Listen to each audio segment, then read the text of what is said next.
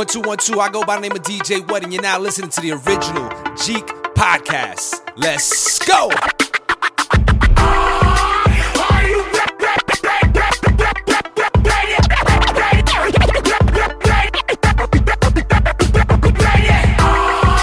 Ready to make an entrance, so backward cut.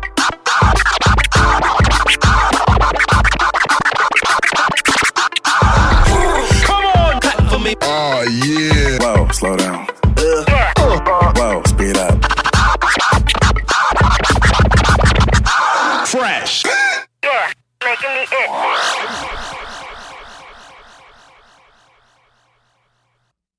What up, Jeeks? My name is ROCKINMRMAGIC, and he is UNIQDNA.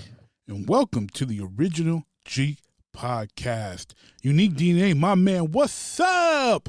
What's up? What's up? What's up? What is going on? How we doing? Everybody good? You good? I'm good. You good? I'm good. I'm good. Because we good up in here. It's good. It is good in the hood. It is good in Miami, at least Orlando. As it is. Shout out to Jimmy Buckets.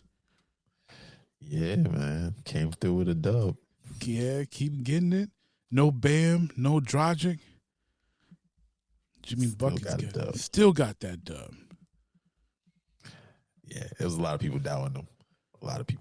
But well, yeah. I mean, come on. I mean, I was one of them. You called a Lakers sweep. Yeah, I was like, I don't know if they can pull it off. So I was like, yeah. So hey, I mean, even if they don't, I still don't think they're gonna win the series. But even if they don't, they put up a fight.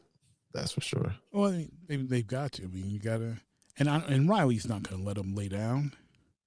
No, he would get rid of all of them. And Jimmy's not that type of cat.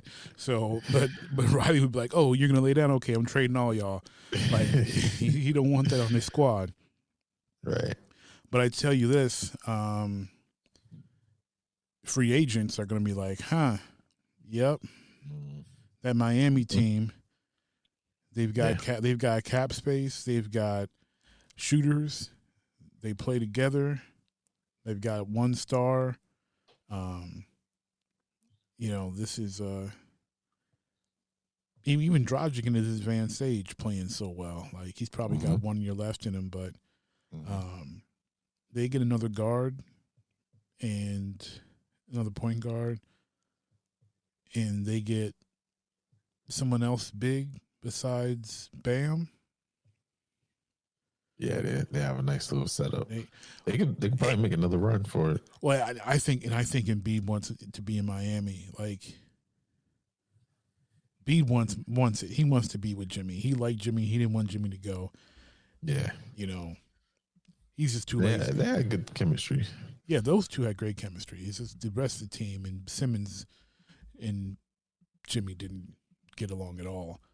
But right, that's that's basketball. You gotta have chemistry. Yeah, that's the main part of it. More than anything else, I think that's the main part. Word. And speaking of chemistry, shout out to everybody in Jeek Nation for making September an awesome, awesome month. If you're listening, you may wonder what happened to the September stats. Why I have them? I just haven't posted them yet, and that's my bad. And it is September. It's not October. They are September stats. And I do have to say that we have a new person on top of the charts. So when you see who's up top, there's going to be some new bragging rights. Just going to put that out there. New bragging rights. And if you are not in the group, we would love to have you in it. And if Facebook isn't your jam, you don't like to hang out on Facebook groups, we do have a Discord server that we are growing. Feel free to join that. Pop in, chat. We like to do live chats during events like MMA pay-per-views, wrestling pay-per-views, and etc. So feel free to join us on Discord as well as our Facebook community, or both, if you like to double dip. That's a lot of double dipping, but hey, Hey. if you can do it. If you can do it, we love to have you do it. So we're going to jump into our normal first topic of what are you PWC, playing, watching, or creating? UNIQDNA, when you're not in class or watching your boys or at a photo shoot. I know, man. What you been playing on or watching? All right, so this week, let's see. I jumped on Rocket League because it's free now. That's true. And I'm actually enjoying it. I'm liking it a lot. I jumped on the Switch first because all the above was going on at the time, Right? And I was like, well, if I'm gonna play any games right now, it's got to be on the Switch. So I jumped on that. That was pretty fun. I've been enjoying it. I've been playing it. I like it more than I thought I would. When I first saw it, I never actually sat down and like watched a full match. Okay. I always just see like clips, either when I'm watching a YouTube video or something like that. I would see clips or whatever. So I actually sat down and just played it, and I was like, "Oh, this is pretty cool. Like it's fun. It's it's one of those games. It's like just fun to pick up and play, and there's no real like stakes involved. Right. At least not for me. Like I'm not trying to be on the top of the leaderboards or anything. It's just one of those fun games to play and pass the time. Yeah. So yeah, it's just fun. It's like it's a real break from all the other games I've played over the last couple months, maybe even years. Okay. Where you actually got to think and puzzles and all that type of stuff. RPGs and all that, action adventures. Right. First person shooters, all the stuff that I play that actually requires some kind of skill or thought. With Rocket League is like, you do need a little skill, but mostly it's mindless fun, Yeah, it's car soccer. Mostly, yeah.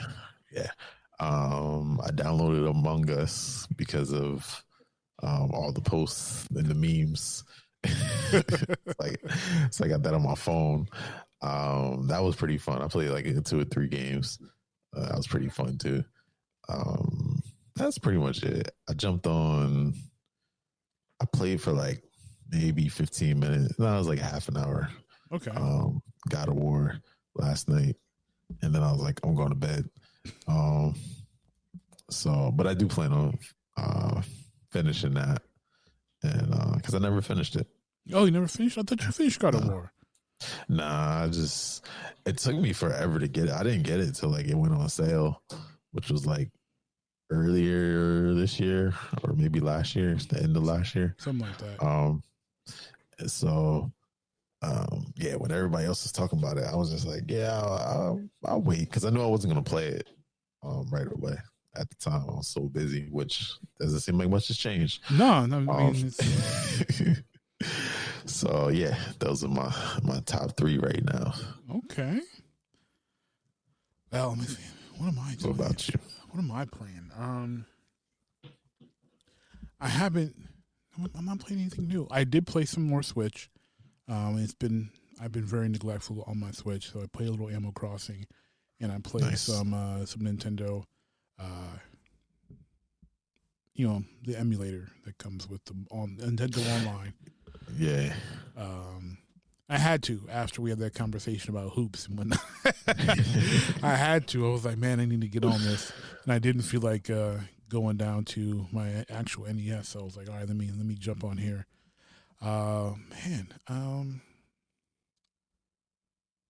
That's pretty, and that just I've been still playing Destiny. So I'm trying to get some of these triumphs and seals and stuff done before it gets vaulted with the new DLC on the 10th. So I'm trying to look like I'm a semi decent Destiny 2 player. I see all these cats running around with these seals and stuff, and I'm like, man, I play so many hours. I should probably look a little more like I'm a vet than I do. But I was actually, I was just playing before we started. So shout out to the homies at LTN and Frostbite, who was streaming, and I jumped on with him and the boy Tyler, John Ibsen, and everyone for who was playing with us. It's a good time. Nice. So I've been playing that on Xbox, on my son's Xbox. Shout out to my son for letting me play his Xbox that he doesn't play. But so I've been playing that, and I did download Rocket League myself because I never played it before because I didn't want to buy a car soccer game. Right. You know, I've got FIFA for soccer, and I've got investment into FIFA as a Man U fan, and you know, I can play as the United States, I can play as the women's team. Like, there's more that I want to do there compared to Rocket League. Because I'm like, yeah, it's cute and all, but I have been playing some Among Us with my girls on iPad. It's surprisingly fun. We cheated a little bit because there were times where I knew one of them was the imposter, and they knew I was the imposter one time. So, I was like, all the times that I played, I wasn't the imposter. I was never the imposter. You're always crew? Yeah. Wow. I was the imposter twice, and I actually tricked my kids one of the times. Nice. And then one of my daughters got mad because she was imposter, and I knew it because I saw the reflection on her glasses. So I saw so I was like, so we were playing, and she's like, what are you doing? I'm like, you're an imposter. She's like, no, I'm not. I said, yes, you are. I know. She goes, how do you know? I said, I saw it, the reflection on your glasses. I know you're an imposter. And she was like, what? I'm like, I saw it. I know. So it made the game really easy because I knew, I automatically know one of these is the imposter. So I was trying to figure out the others, and it made it so much easier to figure out who the other ones were. So that was a quick and easy win. I didn't think I'd enjoy it that much because, but it's fun. It's fun, especially playing with my kids, and also having so many people having 4 people playing in the same match in one house makes it adds a different wrinkle to it. So there's a high probability that one of the 4 of us are going to be an imposter, and right.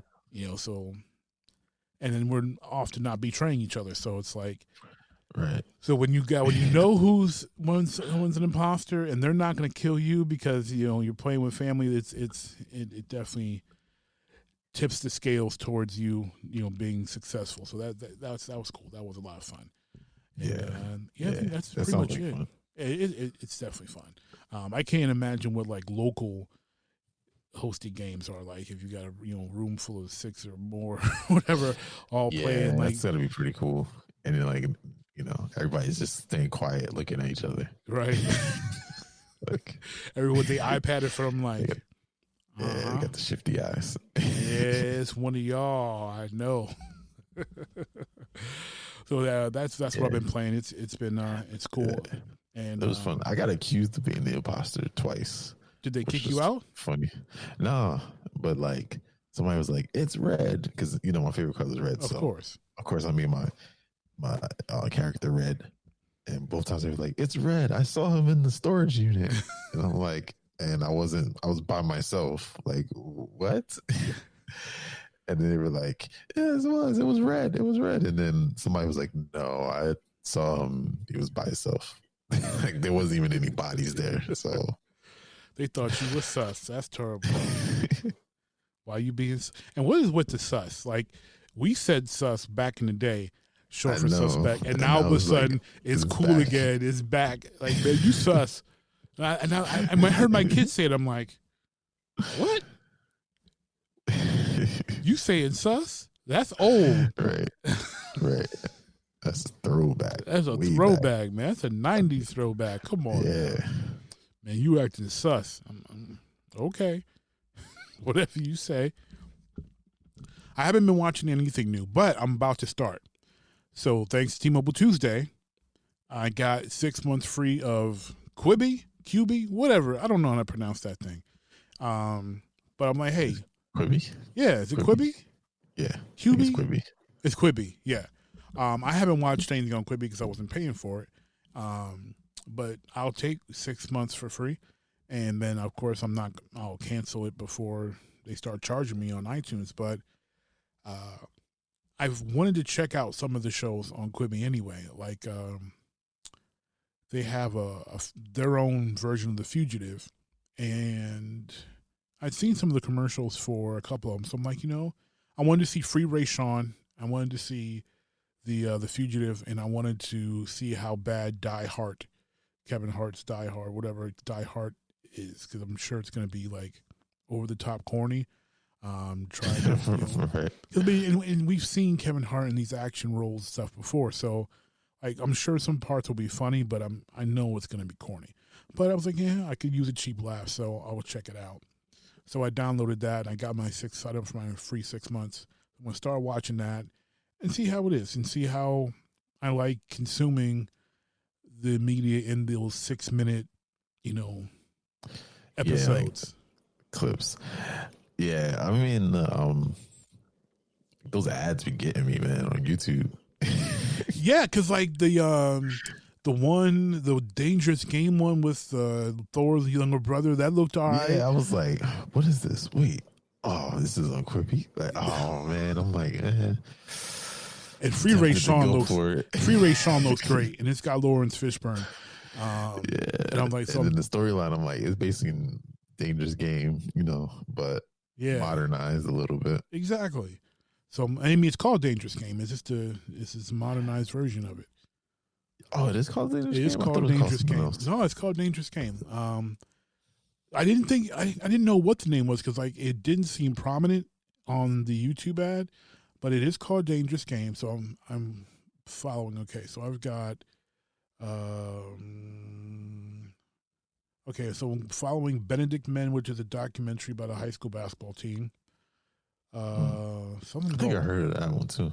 And I got Wireless, which is I think some dude stuck in a car and his phone. He's got to keep his phone powered on, or he's gonna die or something.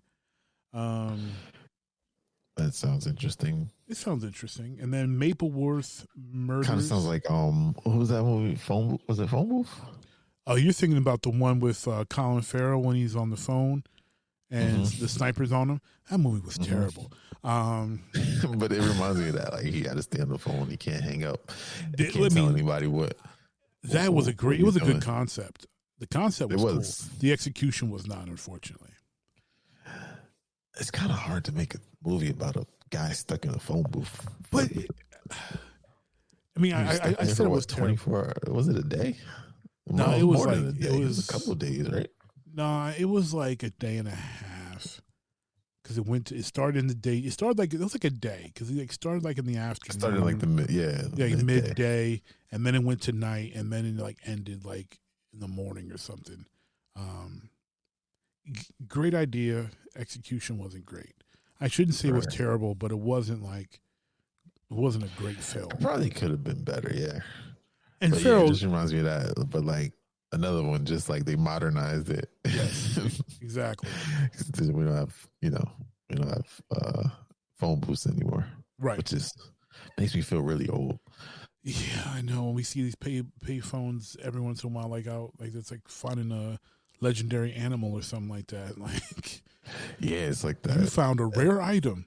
You found a legendary Pokemon. Yes. I mean, people be taking selfies like, look what I found. I've been seeing these in forever. And it's like, wow, these used to be on every other corner, Right. Let's see. I'm following this Fugitive, which is obviously a modern version of the Fugitive. From what I see, there's no one-armed man, but who knows? Mapleworth Murders is like a British comedy mystery thing. Something called Don't Look Deeper. I don't remember what that's one about, but it looked like it was going to be interesting. Oh, it had a sister on it, so I was like, I forget what it was. I forget what the premise is. Then there's Die Hard. There's Blackballed, which is a documentary about the Clippers with in the Donald Sterling debacle. Yeah. I forgot about that. Yeah, I didn't know they had documentaries at all in here. I'm like 6-minute documentaries, and that might work.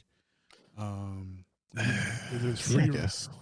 I mean, the thing is, like, they want you to binge it, so it's like Yeah, they know you're gonna watch more than 6 minutes. Yeah, and this, I mean, it's cool that if you're running out of time, you're at work, you're on a lunch break or a 15-minute break, and you want to have some entertainment and start something that you know isn't going to take your full time, you know, because you can't watch a 22-minute episode during 15 minutes. So it's like, okay, I could get 2 parts in this, and I know where my cutoff is, where I can start up again, and I don't feel like you don't feel like you're missing out as much because you completed an episode, you know. Free Ray Sean then. I'm following Dummy, which is the what's her name? Anna Kendrick. Finds like her boyfriend's sex doll in the closet and then starts like talking to her. I remember seeing that ad too.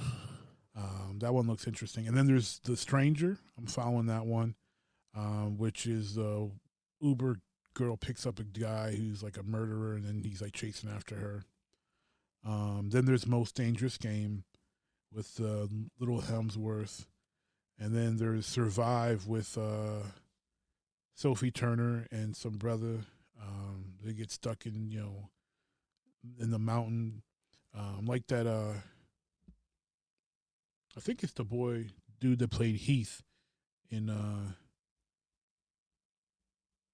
Walking Dead. I think that's him.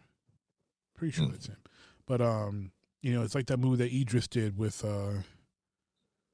I forget her name, but the movie Idris did where they in the plane and it crashes in the mountains and they're only 2 that survive and they got to try to survive. Oh, yeah, I remember that one. Okay. Yeah. And then I followed some horror one. I don't know no horror. When the street lights go on. Oh, no, that's not horror. Double Homicide. Okay, that one looks interesting. So, like, some of these look like they're interesting shows. There doesn't seem to be, I mean, outside of the ones I listed, there doesn't seem to be a whole lot of other content. Like, I was scrolling through and I'm like, after scrolling through for like 2 minutes, I'm like, hold on, I'm back at the beginning again. Like, there's not a lot here, you know. They've got like ESPN short clips for what's new. They have Punked on here. I didn't know Punked was still a thing. Is it new episodes? Or Because we got Migos and we got Chance and interesting. Yeah, I guess Chance is hosting it because Offset thinks he's filming a new episode of his car show, but Quavo's teamed up with Chance to plan a explosive ending. So apparently Chance the Rapper is hosting Punked, and I had no clue Punked was still a thing. Yeah, so then they've got, you know, NBC News report update stuff, but most of it is there doesn't seem to be a ton of variance as far as what's out there. But what's cool is that like what they do have has a lot of star power. You know, Sophie Turner, Idris Elba is in something, Lawrence Fishburne, the Little Hemsworth, Nicole Richie for some reason has a reality show thing on here. So there's a lot of star power for, and obviously Kevin Hart. Why not get that check? Yeah, right. Keep getting them checks, Nicole. So like there's a lot of star power for this little, you know, this little app with not a whole lot of you know, options of different things to watch. So it's interesting. I can understand why they're having to give 6 months away for free because it is limited. And if they want to, you know, become relevant, they're going to have to put more content and really make it and have some exclusive stuff that's really, really worth, you know, really worth watching because only some of these. You got to bait them. Yeah, you've got to bait them. And I think they're doing well with, and the only reason why I signed up is because of those ads on YouTube that I was like, hey, a couple of these look interesting. And I didn't skip through them. I'm like, all right, I'm actually going to check this out. So, you know, we'll see how it goes. I doubt I'm ever going to pay for it, especially if 6 months goes by and there's not any new, you know, any new content, you know. Right. But we'll see how it goes. Maybe there's 6-minute episodes. Maybe I'll write a review here and there. Who knows? Doubt it, but who knows? Yeah, we need to bring our reviews back. We do need to do some reviews. Yeah, we'll see how that goes. We'll work on that. Yeah. We want to know what you're watching, what you're playing, and what you're creating as well out there at Jeek Nation. So don't forget to share it in the Jeek Nation community, Facebook, as we mentioned earlier, as well as our Discord server. So we're going to move on to the quick hits. Boom, boom, boom.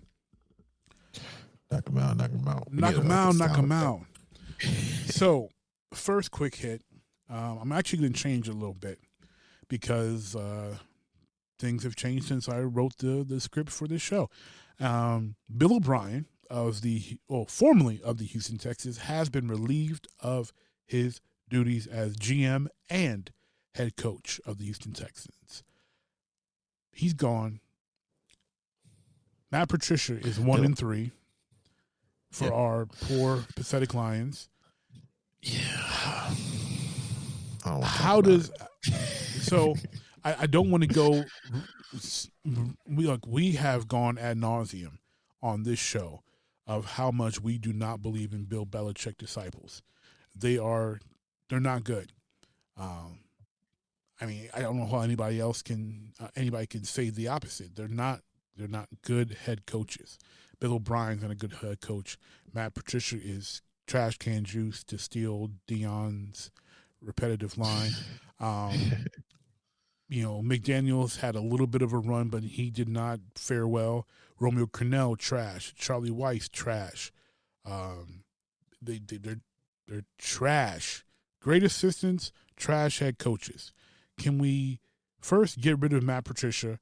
How does he still have a job?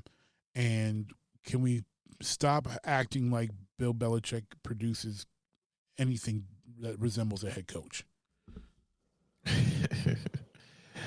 Yeah. Yeah.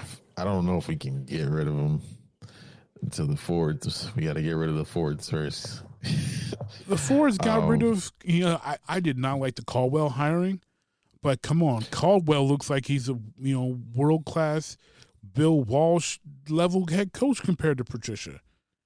Yeah, Caldwell actually did. I didn't particularly hate Caldwell. I thought he did all right. Oh, he did well. I didn't want him because I didn't like what I saw from him with the Colts. Like the only reason he went to the Super Bowl was because he had Peyton Manning.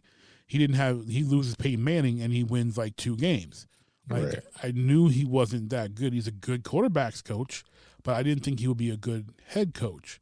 So when we brought him in, I was like, I don't think we're going to be any better, with Caldwell as the coach. And I mean, when he started, we had the good year. The first season we go 11-5, make the playoffs, get screwed against the Cowboys, and then the next season, we were like 1-7. Yeah, and then then we rebounded. Yeah, we ended up going 7-9, and then his last season, he went 9-7. So we got screwed against the Packers. We got screwed against the Packers. Yeah, which I'm still mad about. Yeah. And then, but also again, we made the playoffs. We got destroyed by Seattle, but we did make the playoffs. So, and then that was 2016. So in his final year, we went 9-7 again. And we did not make the playoffs that season. No. So, but we would have if we didn't get screwed by the Packers. Well, we got screwed again. Yes. And then that was the final game that would have put us in. I'm sorry. In 2016, 2017, we lost to the Bengals of all teams. And I forgot about that. Yeah, we should have beat them. I don't understand how. Put that one in the vault. Lock that one away. Yeah, that was terrible. I didn't want to remember that. Yeah. Word, right? Like, so I'm like, okay, I didn't want him, but he was producing, and they were and we were getting, we were doing all right. And they were like, okay, well, we won 11 games we in were 7 playoff contenders. Yeah, we were 4 out of the 6 years he was there. Yeah, three out of 4 years. We 3 out of 4. we made the playoffs twice, and we were almost making the playoffs. The third time. Yeah. So 3 out of 4 years, 2 playoff appearances, and 1 you're knocking on the door. That's not bad. You go, and then you look at the total amount of wins he had. 36 wins in 4 years. He was 36-28. Not bad. So they fire him, who won 11 games in his first year, to hire Matt Patricia, who is in his third year and just won his 10th total game this season. So Matt Patricia should not have a job. No. Like, I don't understand how Matt has a job. Because we're not quick to pull the trigger on anybody. How long did I'm trying to remember his name now. I can't remember his name, but Schwartz.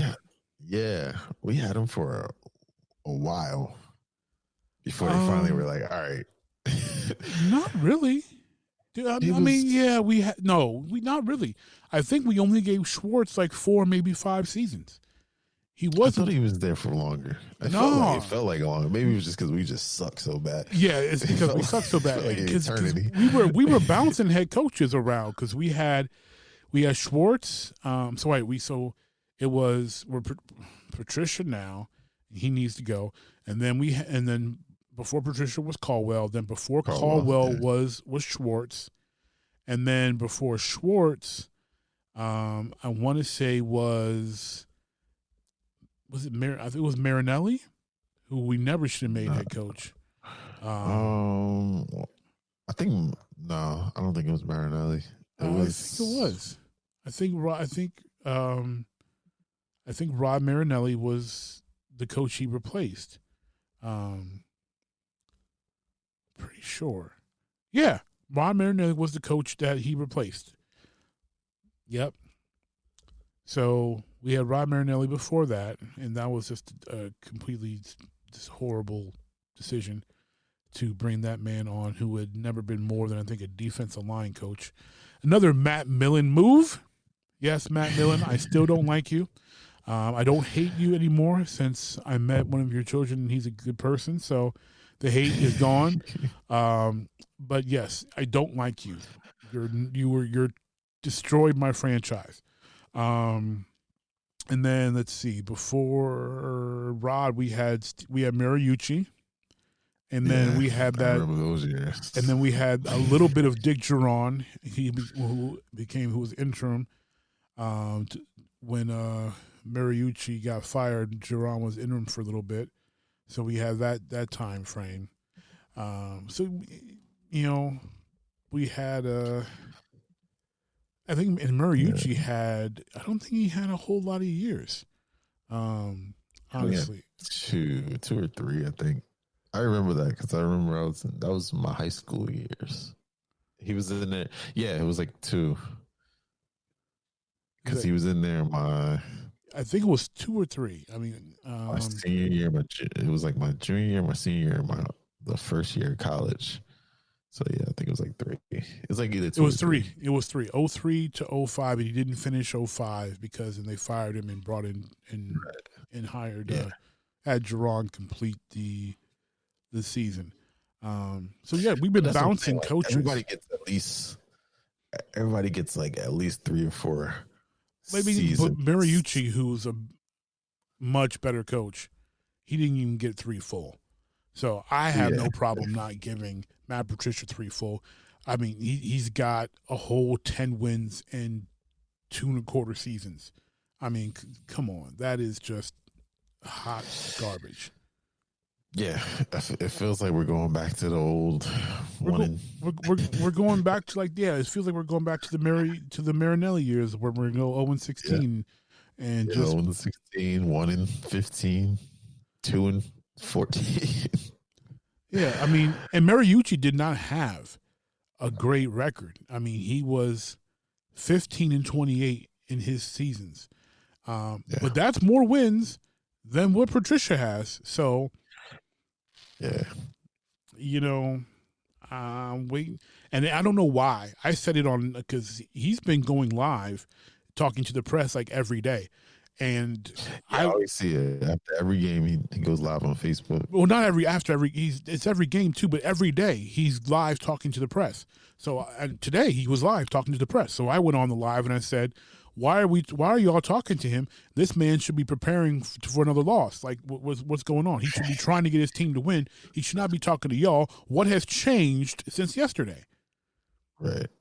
I mean, it's Monday. What has changed since yesterday? The man needs to be taking all the time possible to try to get this football team to win a football game. And he's trying to keep his job. And they keep asking about his job, and he keeps on saying stupid stuff and be like, and trying to deflect. And it's like, bruh. But that's the thing, right? You try to explain it away before people start asking the real questions. Well, the man, and he got blasted on Twitter for it too, because he goes, well, when I got here, there was a lot of work to do. And I still feel obviously there's a lot of work to do.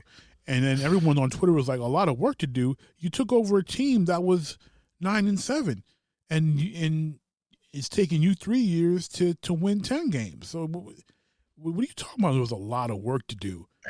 Right. I mean, he took over a team where a couple seasons beforehand, Tony Dungy's sitting there like, if I was going to go back into coaching, the Lions would be the place I would coach because of Stafford and this and that. And they went from being a coaching position that people were like, hey, there could be potential here, to I don't want to go to Detroit. Like who would want to be there? And then they keep on bringing in the wrong people. Want to be there? Yeah, no one wants to be there. They keep bringing in the wrong Patriot people. Like I've said before on this show, if you're not bringing in Belichick, stop bringing in New England people. It's not working. Right. Get rid of Quinn as GM or team president, whatever he is, and get rid of Patricia and go a different route because it ain't working. Yeah, he's got to go. He's got to go. The whole front office needs to go. For real.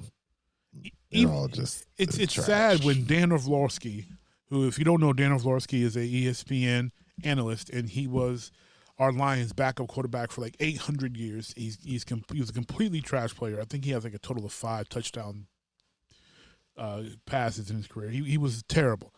When Dan Orlovsky is talking about how bad you are and how bad your comments are and just how everything is just terrible, like, come on, man. It's Dan Orlovsky. He really should have no room to talk. But unfortunately, in this case, he does. Like, bruh, Bob Quinn said he was looking for a coach to make the Lions perennial Super Bowl contenders. That dude is not Matt Patricia. He is not that guy. Man has a 29% winning percentage. Get out of here. Yeah, he's got to go. He's got to go. Yeah, I just think we just rebuild the whole team, just from front office all the way down. Because, I mean, that's always been our problem, right? Yeah. The Fords, man. I don't know, between the Fords and their president picks and GM picks and yeah. Yeah.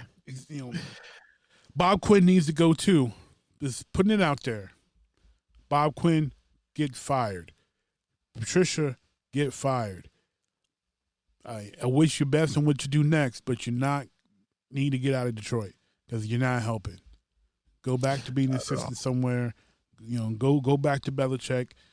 Do whatever, just like your boy McDaniel did. Go back where you're actually useful, but you ain't useful in Detroit. You're not helping. Give us somebody that can actually try to do something, because we're done with that. Done. But yeah, keeping on our Lions, Nike released the Detroit Lions edition of the Nike Zoom Pegasus 37s. What do you think of these kicks? Because I kind of like them. The like it's. I mean, they're not really like a whole like um, more specifically for like sport. So yeah, I mean, of course, as much as terrible as they are, I think that I would get them. Of course, it's my team. But the shoes themselves are dope. Yeah, I mean, they look good. Lions are terrible. Our team is trash. The shoes look good. The shoes are probably the best thing about the team right now. To be perfectly honest, probably just, this is true. You know, you know they kind of look. They look like the cleats. Yeah, I think they're modeled after the cleats. Actually, probably. I mean, they're a running shoe, so they're contoured for that. You know, they look good. You know, I mean, obviously I can't get a pair, but you know, I like the look. I like the sole with the swoosh and the Lions logo. Yeah. I mean, you know, the gray light accented. They're fire. Subtle. Yeah, I like that. I like everything about it. I don't really know what the time clock on the back is for, but time it's an ongoing clock to let us know how much we suck and how long we haven't had a playoff win, and you know, it's a time clock until we're counting down to the next reincarnation of Barry Sanders to come play for the Lions. Yeah, I mean that part is just kind of. I mean, I guess it's I don't know. Is that a Pegasus thing? Now I gotta go look at this. Maybe that might be a Pegasus thing. It might not have anything to do with football. I mean, because the other one's running on it. So yeah, I mean, the running shoe. So maybe it's like, hey, you know, you can go this fast. You can run away from wins too, just like the Lions. Yeah, so it might just be a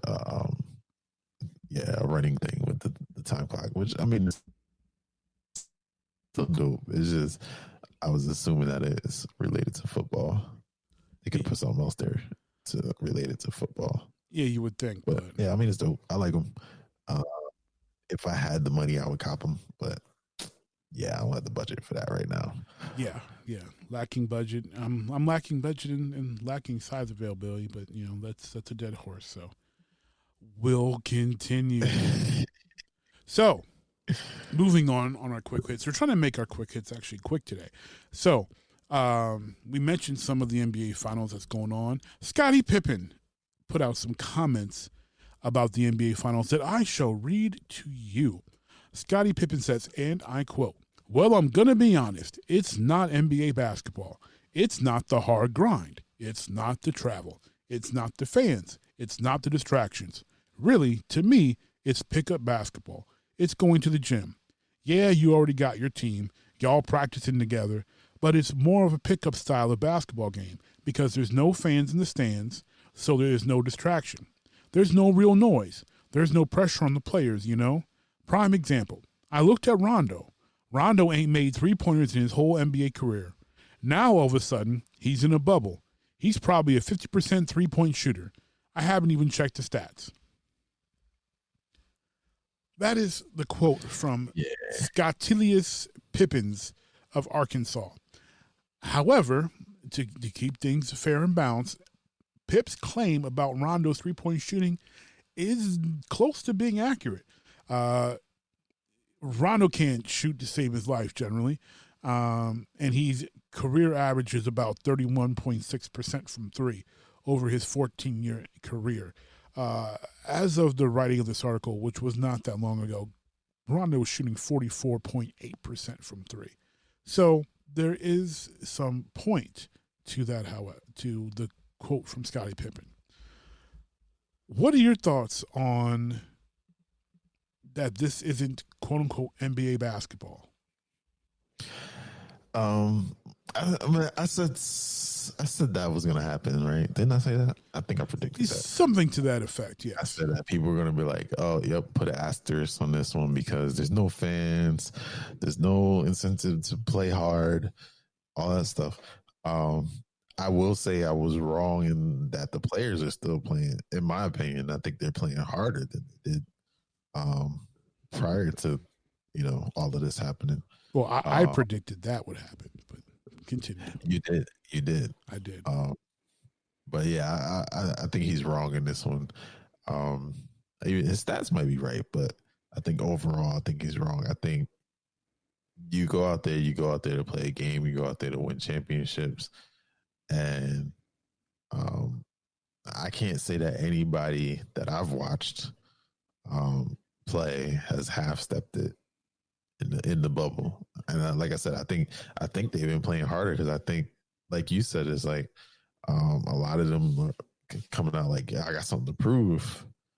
And, there's no, like, the distractions are gone. Like he said, there's no traveling. I actually kind of like it better, to be honest, because you get to see what players are really like, when they're at 100%, because all that stuff does take a toll. It takes a toll. Traveling. Yes. Traveling alone. I've done those types of travels before. I remember for work, I went back and forth from East Coast to West Coast in like 5 days. Flew to LA, flew home, flew to San Francisco, flew home, flew to Denver, flew home, like 4 days back to back. I was exhausted by like the third day. I'm sleeping on the plane. Fortunately, I got first class all times, but I'm sleeping on the plane. I'm in meetings, like falling asleep because I'm just like, it's just better just to just stay there.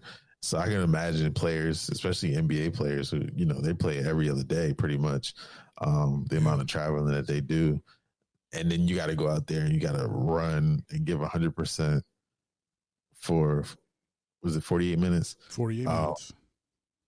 And you know what I mean? Like, you're just giving your all out there. And then the toll of the fans and the press and everything else, like all that is exhausting.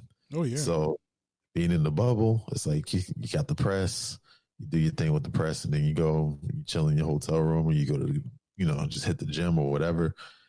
And like you can relax for the most part. And, on your days off, you can kind of relax a little bit. You got to worry about travel and all that stuff.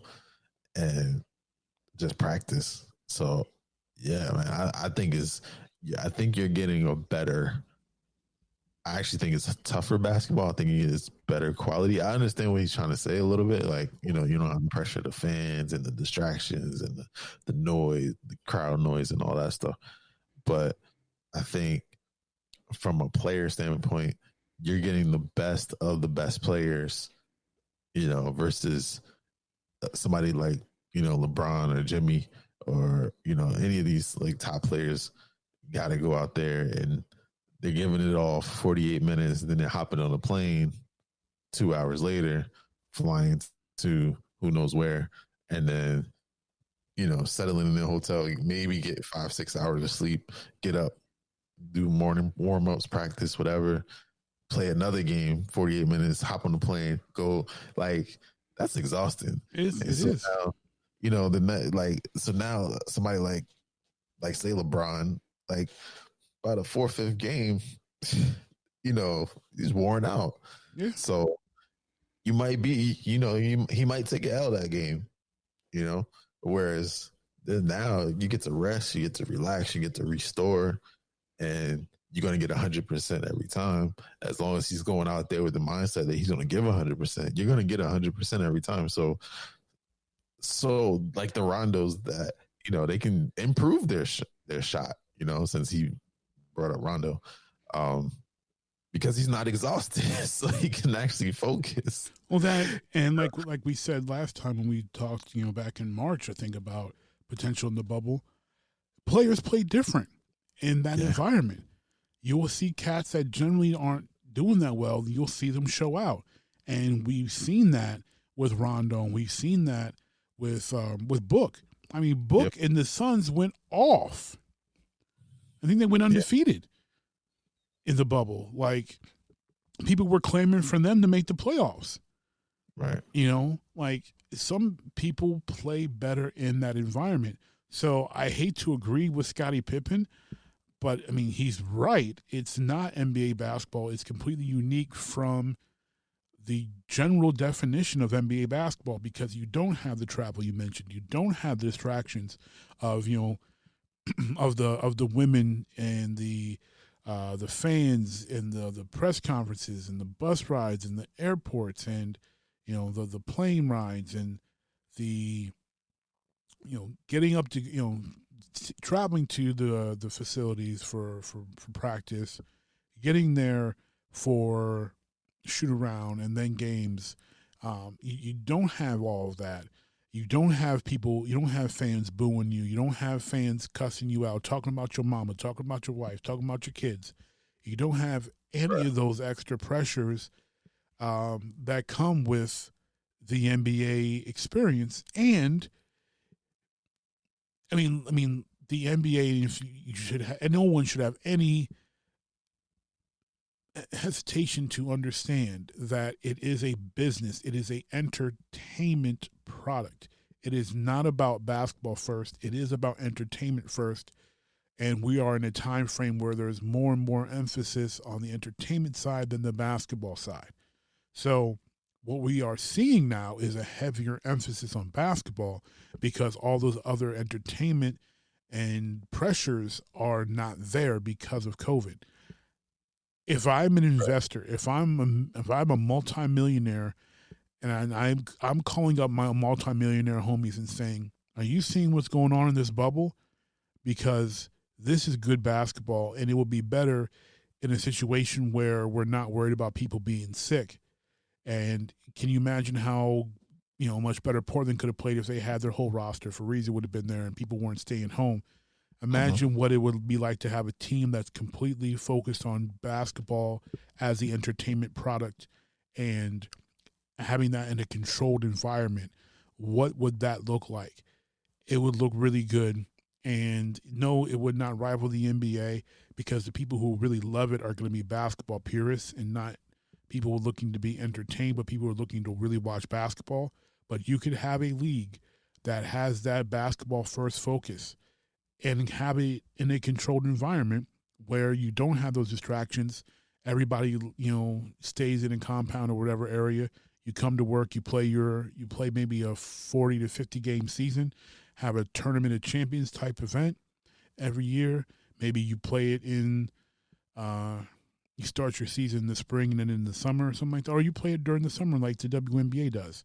And, and you have a really cool basketball focused product.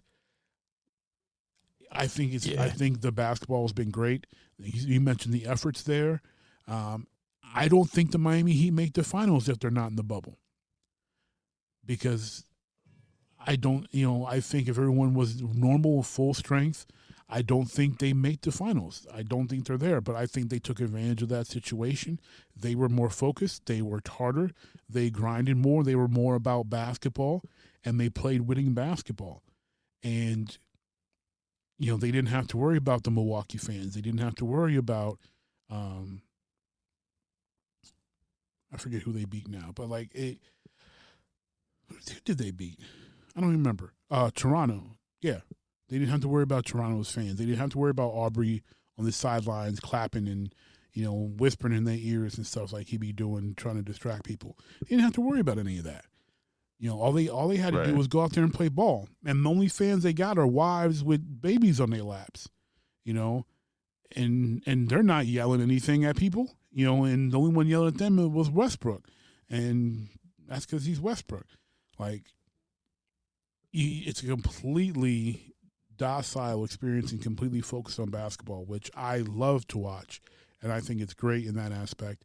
Hey, they called travels on Bron, because he was traveling, but they called travel. When's the last time we saw Bron get called for a travel?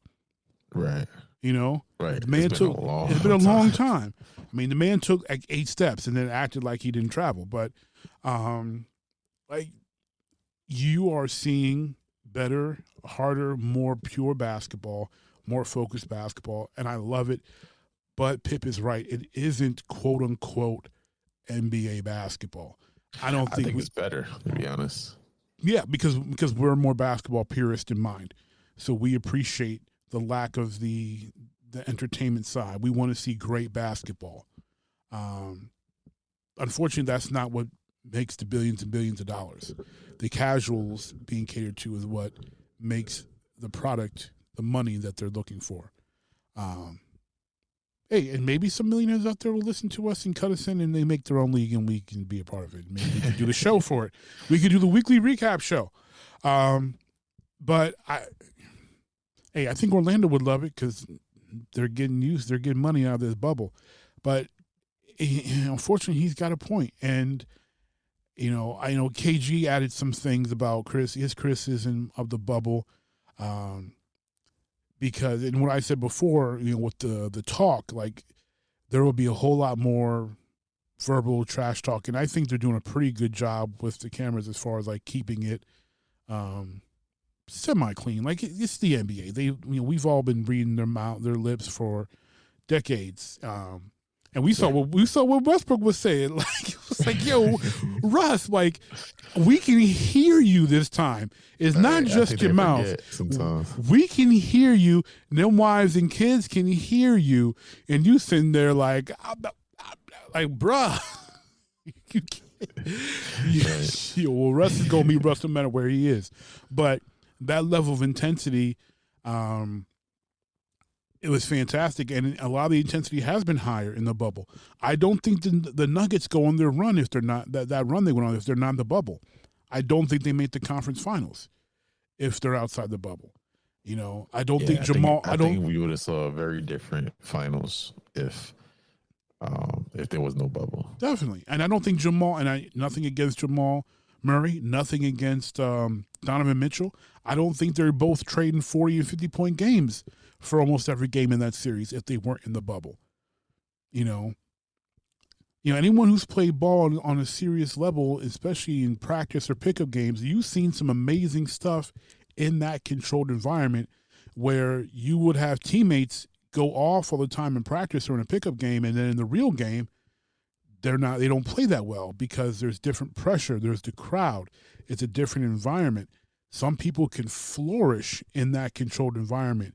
And I think that's the case of what we're seeing with this Heat team, what we saw with the Nuggets, with Donovan Mitchell, with the Suns. It's indicative of what basketball would look like if you had a season based on that. And I'm here for that. But I understand where Pippen's coming from, and I hate to say I agree with him, but I agree with Scottie. Darn it. I agree with Scottie. I can't say it again. All right, next quick hit.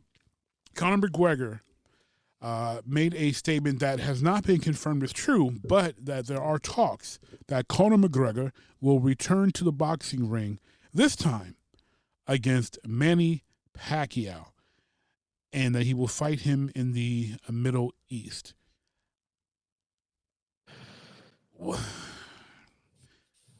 Before I'll ask you to go into it, McGregor's manager, Audie Attar, also represents Pac-Man. And he said that their talks are ongoing, but there's nothing to confirm, unlike what came out of McGregor's mouth. Well, that's what McGregor does, right? Yeah, I mean, that's part of his thing. So, do you think Conor will fight Pacquiao? Yes or no? No, I don't think so. Why not? I just don't. Number one, I guess unless Pacquiao just needs some money, I just don't see anything in it for him. That's a great point. I mean, was he come the last fight he did? That was kind of it, right? That kind of just set him up for a nice retirement. He lost, but it set him up for a nice retirement. But yeah, I just don't see anything. I mean, he's what, 40s? He's in his 40s now. Pac-Man? Yeah. Because he's old. I mean, he's older than Mayweather is. Yeah, and I just don't. I mean, what's in it for him? He's not. Money. We already saw, like, we already saw McGregor with against Mayweather. Oh, I'm sorry. I'm wrong. He's younger than Mayweather. I'm sorry, but he's 41. Right. So we already saw Mayweather against McGregor. What would be the benefit of seeing Mayweather beat Pacquiao? So yeah, Mayweather schooled Pacquiao. But here's why. It's like, why do I want to see two losers? No disrespect to them, but you know what I mean. People want, people want to watch Manny fight because Manny's exciting. He's a brawler. So yeah, he's a good fighter, but I mean, he's 41. Well, Tyson's coming back at 50, but right, and let's not forget. I mean, Manny beat Keith Thurman last year to become the WBA super welterweight champion. So it's not like the only person that Manny's not really beating is going to be Mayweather. And just because Mayweather is just too fast and too great defensively, and when he can outpoint you and you can't hit him to knock him out, you can't win. It's impossible to win because you can't touch the man. So when you're fighting somebody you can't touch, Manny's going to destroy you because he's got hands. He's a great brawler. And for a brawler, he's got great movement and he's got those combos that just come at you from all over the place. So, I mean, I understand why people want to see Manny keep fighting.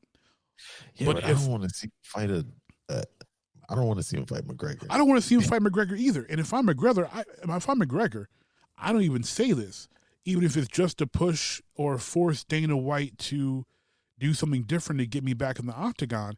And I think that's what this is, because McGregor's. I mean, I'm not a McGregor fan, but one thing about Conor is he's not an idiot.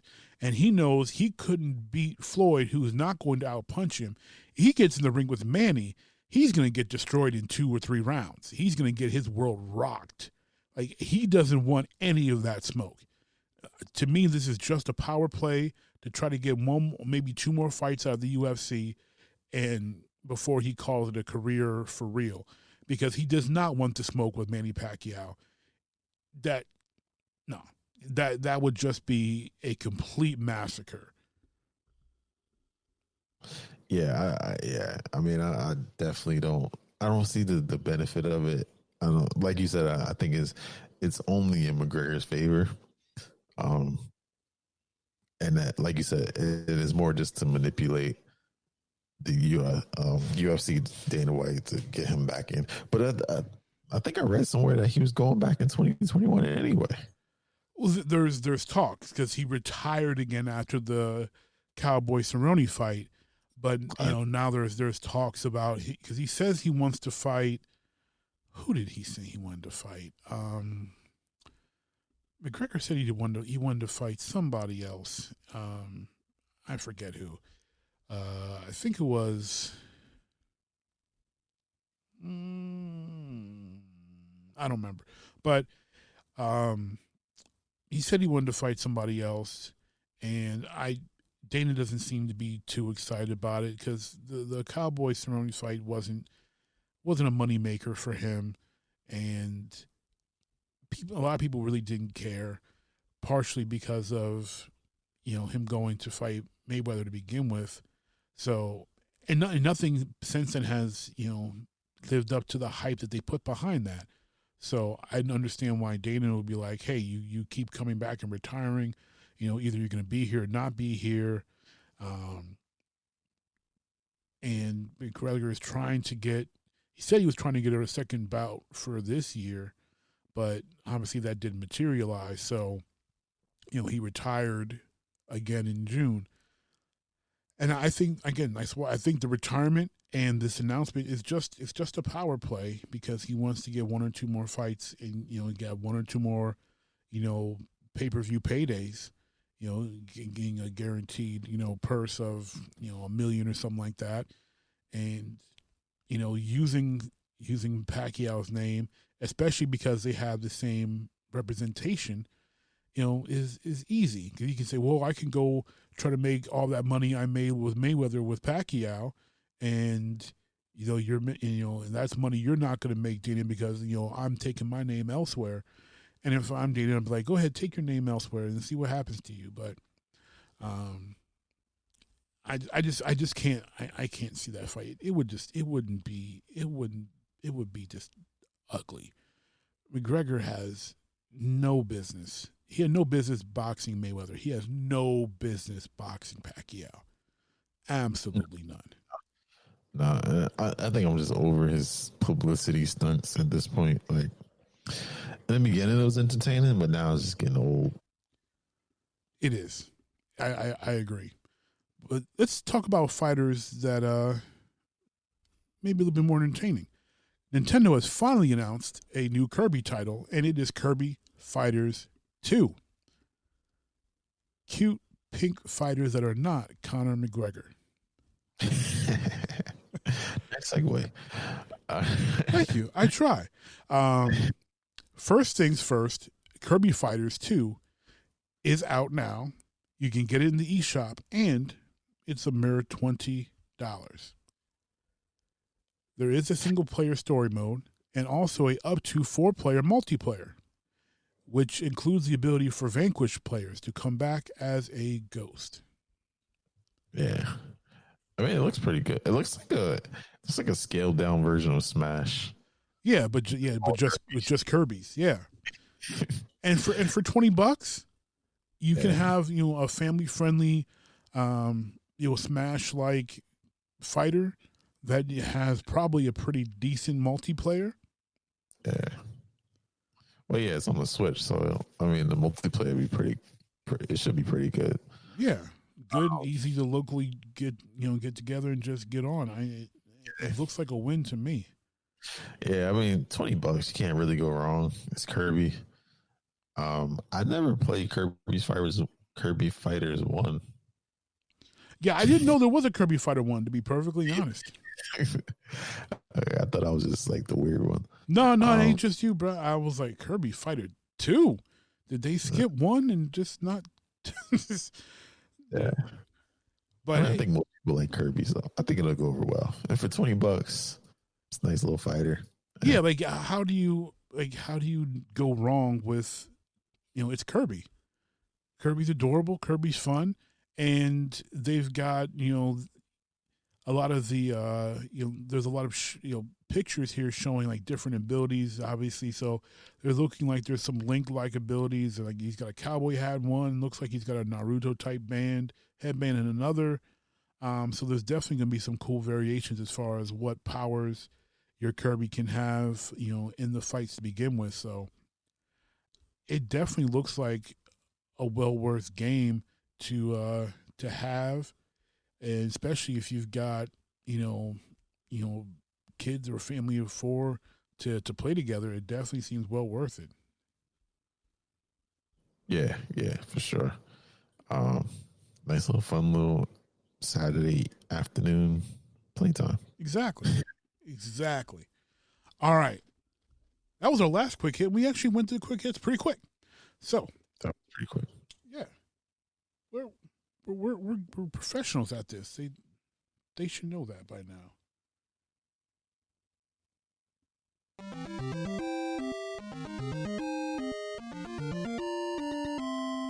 All right, so we're going to move on to our last segment, our main event of the evening. And this is going to be a topic that I saw several weeks ago, actually, and I was like, that is interesting. So I favorited it, saved it on Facebook, and gave a shout out to Jeek Nation community member Iron Mike Starks for sharing this on his feed, and it's going to be our topic for this evening. So I got a TV theory for you, UNIQDNA. I don't know if you've heard this one. Go for it. All right, so this theory is around the classic TV series Gilligan's Island. Now, this fan theory says that Gilligan's Island is a bit darker than you may think. So they're stating that Gilligan's Island was a reincarnation or a representation of hell, and its 7 inhabitants represent the 7 deadly sins. So we've got the professor, who is representing pride, Mr. Howell representing greed, while Mrs. Howell represented slothfulness. Ginger, clearly lust. Marianne, symbolizing envy. Gluttony and wrath being represented by the skipper, which leaves Gilligan in that classic always red shirt as Satan himself. Now here's the thing now. So it gets a bit more. So that's the representation. And this may sound familiar, but they could never leave the island.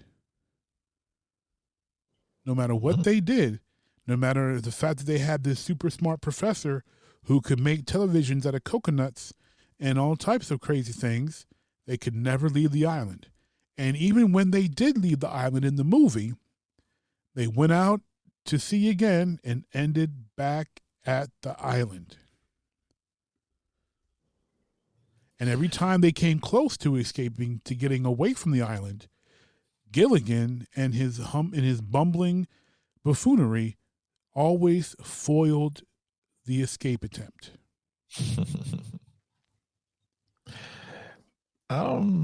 So essentially, Gilligan's Island is lost before Lost. Yeah, it is actually. Yeah. Yeah, I don't know. I haven't heard this one. This one's new to me. I usually like these like fan theories, especially like when they take like these, nice, fun, bubbly sitcom or even movies, and they try and turn them dark and just make them all cynical. But yeah, I don't know if I completely buy that one. But it works. Does it though? It does though. I don't know. Because I feel like if he's Satan, wouldn't he just be blatantly obvious that he's Satan?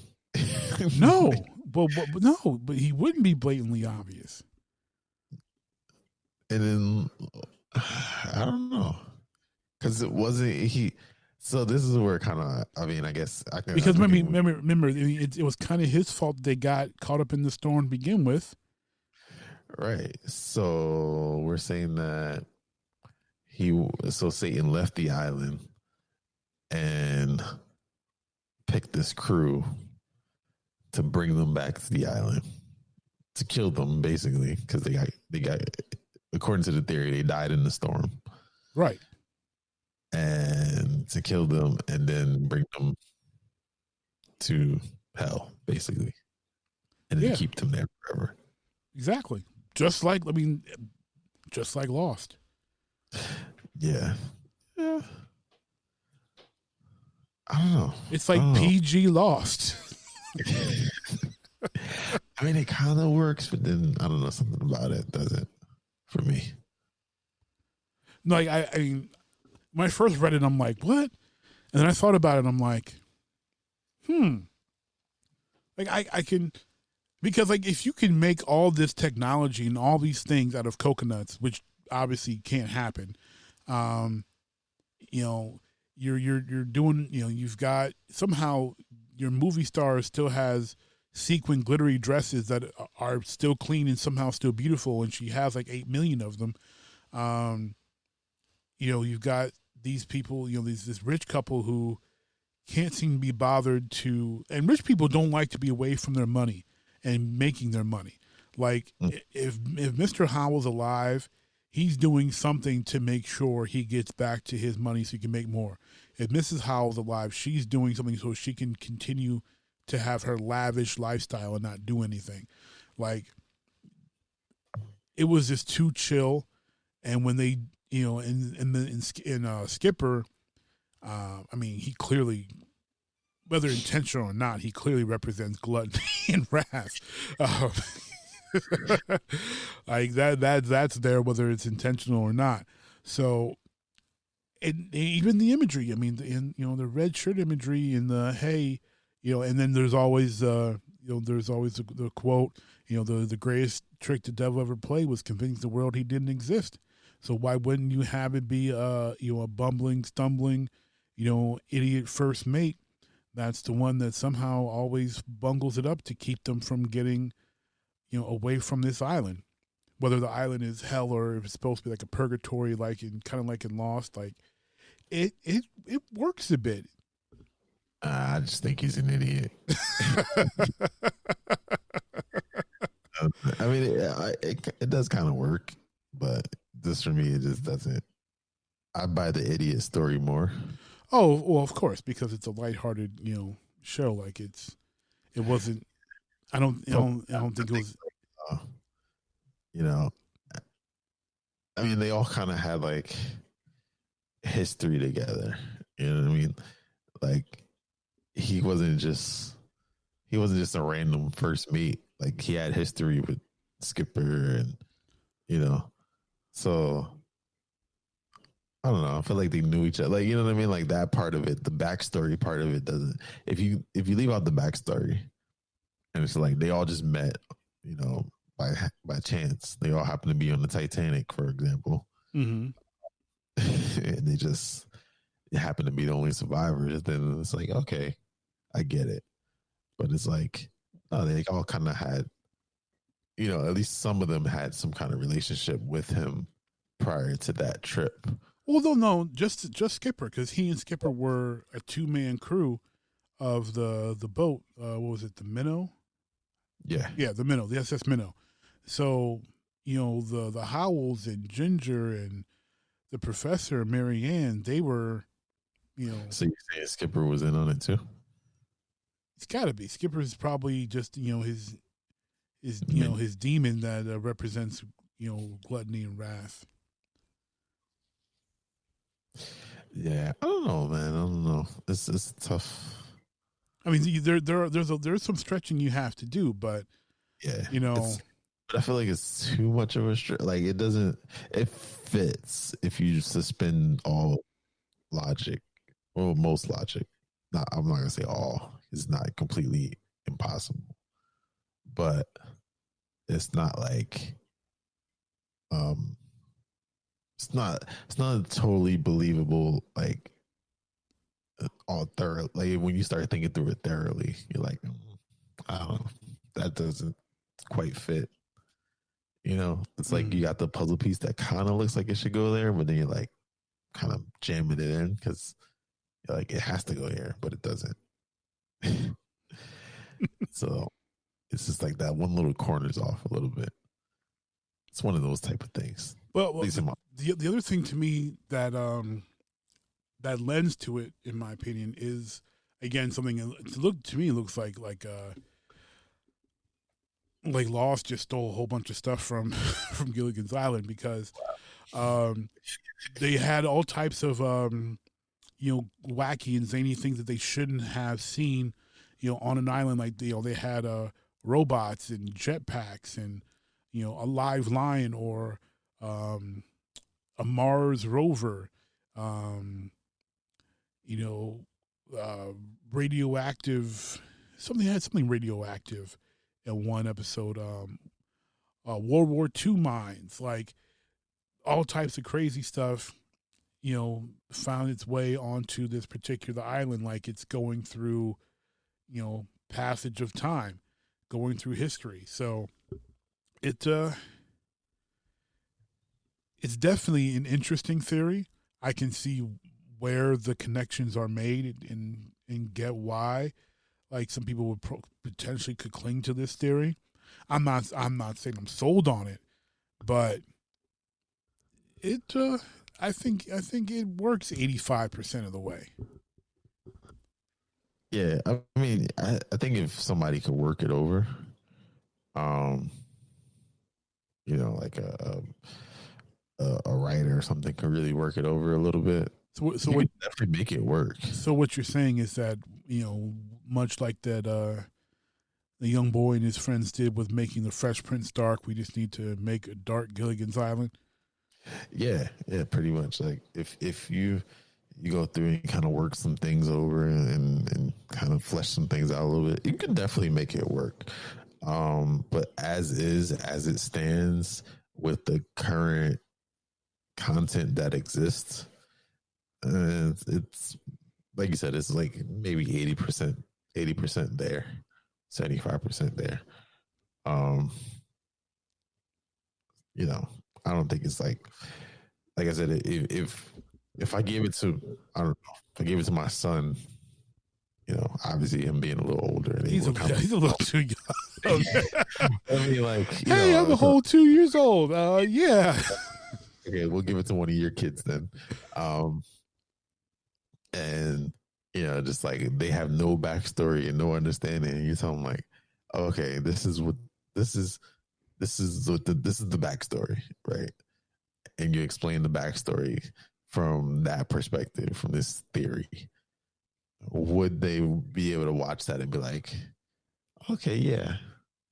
I don't think they would. I think they'd be like, I don't know, Dad, that doesn't make sense. But what about this part? What about that part?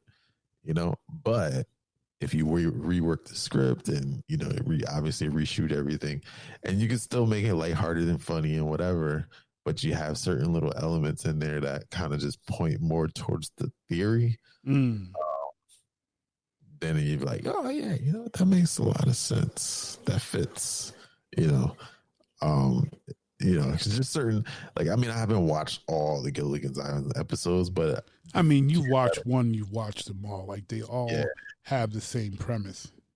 Yeah, but I mean, like, the few that I can remember, I'm like, there's just little things that stick out to me, like, yeah, I mean, it makes sense, but that doesn't really fit, right? Like, there's little things that they do or say that you're like, it doesn't quite add up. Not quite convincing, you know? I hear you. Okay. Well, I feel you on that. So, Jeek Nation, apparently, who amongst y'all wants to help us write a dark Gilligan's Island? Let's make this happen. Dark Gilligan's Island. Let's write this, because we just be putting out great ideas for Hollywood to steal out here. Yeah. All right, but so dark Fresh Prince, so yeah, nothing is impossible. Nothing is impossible. All right, last thing that ties into this: Marianne or Ginger? You know what? I've always been a Marianne guy. That's what I'm talking about. Marianne all day, every day, and I don't even like coconut cream pie, but Marianne all day. Yeah. I've always been. It's funny. I saw a post. Actually, it might have been today, and it was like a modern day version of that. Like, they had like two women, and one was like a career woman. She went to school, got her degree. She's like a lawyer. Oh, you talking about the was it the career woman against the hood chick with the kid? Yeah, that was funny. And I was like, I don't know why, but I always go for the good ones.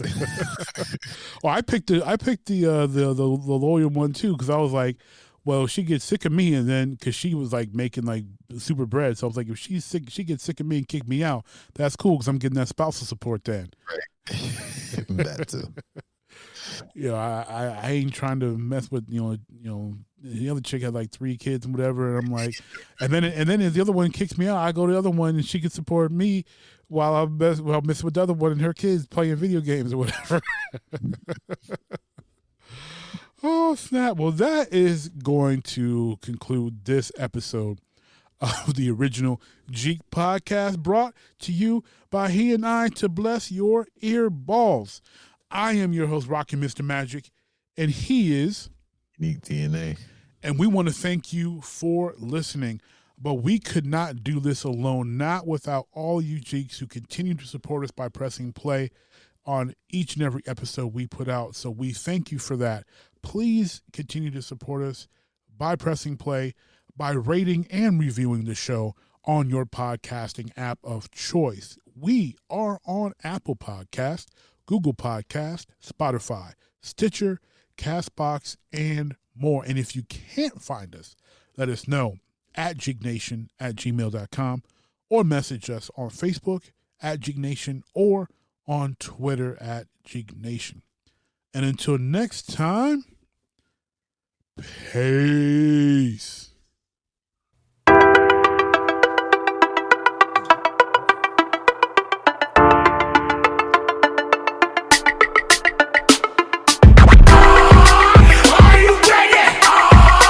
Ready to make an entrance, so backward cut. Come on, clap for me. Oh, yeah. Whoa, slow down. Whoa, speed up.